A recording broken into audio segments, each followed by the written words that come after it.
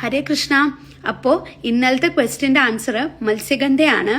പണ്ടൊരിക്കൽ ഒരു ശാപം മൂലം മത്സ്യത്തിന്റെ രൂപം സ്വീകരിക്കേണ്ടി വന്ന ഒരു അപ്സരസിൽ നിന്നാണത്രേ സത്യവതി ജനിക്കുന്നത്. പിന്നീട് അവളെ ഒരു മത്സ്യത്തൊഴിലാളി തലവൻ എടുത്തു വളർത്തുകയാണ്.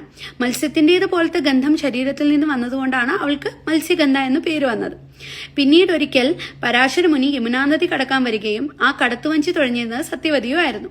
സത്യവതിയുടെ സൗന്ദര്യം കണ്ട് പരാശരമുനി അവൾക്ക് ഒരു വരം നൽകുകയാണ്. നിന്റെ ശരീരത്തിൽ നിന്ന് ഈ മത്സ്യത്തിന്റെ ഗന്ധം പോവുകയും 1 യോജന വരെ നീ സുഗന്ധം പരത്തുന്നവളായി തീരുകയും ചെയ്യുമെന്ന്. ആ വരം ലഭിച്ചതോടെ സത്യവതിക്ക് ഗന്ധവതി എന്നും യോജനഗന്ധ എന്നും പേര് ലഭിക്കുകയാണ്. അപ്പോ ഇങ്ങനെയാണ് സത്യവതിയുടെ പൂർവനാമം മത്സ്യഗന്ധ ആയത്. ഇന്നത്തെ ക്വസ്റ്റ്യൻ ഞാൻ അടുത്ത റീലിൽ പോസ്റ്റ് ചെയ്യാം. അപ്പോ ഹരേ കൃഷ്ണ, ഗോഡ് ബ്ലെസ് യു.